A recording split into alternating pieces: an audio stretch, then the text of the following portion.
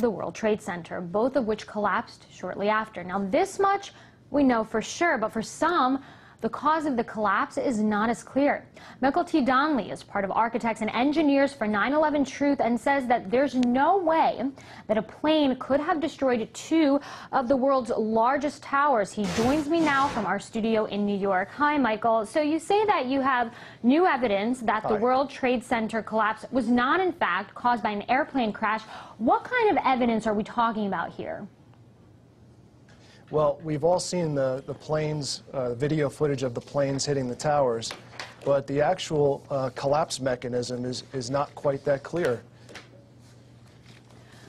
New evidence that has come from an international team of investigators includes nanothermite material, which is basically made only by military industry, has been found in dust samples taken throughout the World Trade Center site.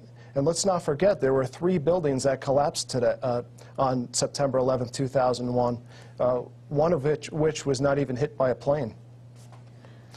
There's also evidence that was not included in the official reports of the United States government. The FEMA report, the NIST report, they don't even bring into evidence molten steel that was found in the basements of all 3 towers.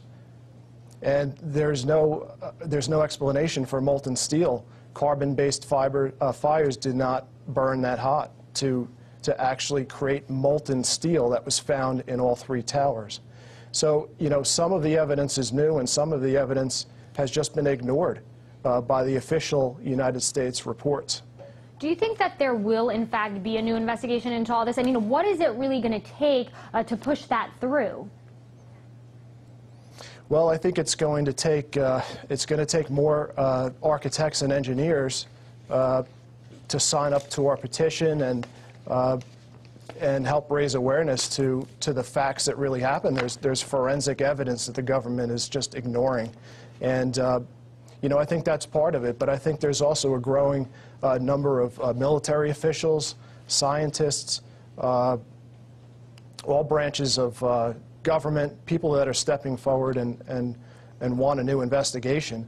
I think it's really going to take a grand jury investigation of the NIST with regard to the lead investigators, Shyam Sunder and John Gross. I think that there's been an insufficient investigation, and I think it's fraudulent. And I think, you know, I think it's a matter of time. Money has to be raised to fight these lawsuits, to bring these lawsuits, and I think it's going to happen. You said that the government is ignoring some facts. So if there will be no further inquiry into this, what do you think could be the reasons behind this? Is the government trying to hide something, like you said? And if so, what and why? You know, it's an interesting question. If we look to the government's own reports, FEMA Report 403 did an investigation. They had scientists and engineers on the ground collecting samples after the collapses. And basically, they found evidence of melted iron in their samples.